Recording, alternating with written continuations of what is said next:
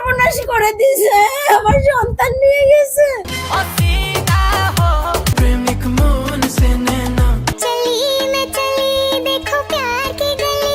মাত্র 17 বছর বয়সী কিশোর রাজ মণ্ডল স্বপ্ন ছিল ভাইরাল হওয়ার। বুধবার সন্ধ্যা আনুমানিক 7:30 বিরহের একটি ভিডিও বানাতে শিক্ষার্থী চলে যায় তার ঘরের দ্বিতীয় তলায়। সবকিছু ঠিকঠাকই ছিল, ক্যামেরাও চলছিল, কিন্তু গলায় দেওয়ার দৃশ্য ধারণ করতে গিয়েই হঠাৎই গলায় লেগে যায় সত্যিকারের ফাঁস। কোনো শব্দ নেই, সাহায্য চাওয়ারও সুযোগ নেই। মুহূর্তের মধ্যেই ঘটে যায় ভয়াবহ ট্র্যাজেডি, চলে যায় না ফেরার দেশে। শুনতে অবাক লাগলেও সত্যি, এমন মর্মান্তিক ঘটনা বরিশালের আগুলছাড়া এলাকার। বরিশালের এই ঘটনায় বর্তমানে তোলপাড় নেট দুনিয়া, আর মায়ের আর্তনাদে ভারী আকাশ বাতাস।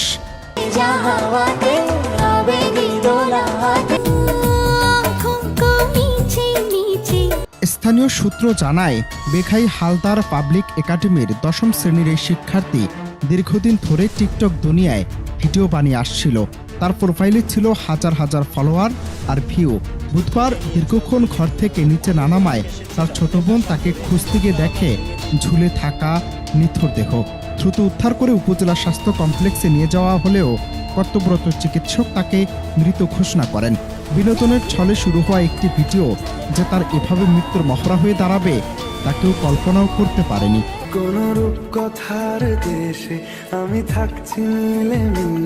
এদিকে ছেলের এমন অকাল মৃত্যুতে পরিবার এখন কেবলই কান্নার রোল।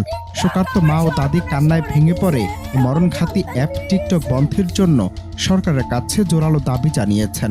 তারা বলছেন, আজ যেভাবে তাদের বুক খালি হয়েছে, অন্য কোনো মায়ের এমন যেন দশা না হয়।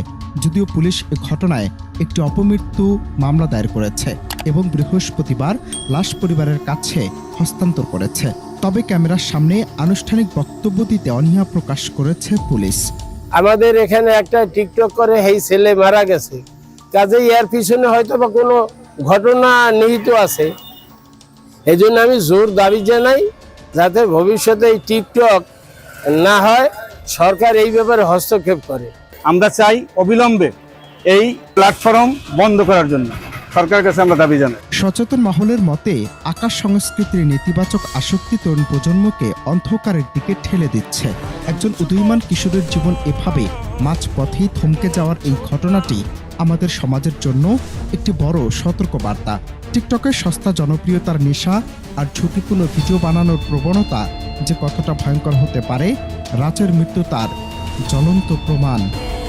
অনন্ত হাসান মাসুদ, বাংলা টিভি।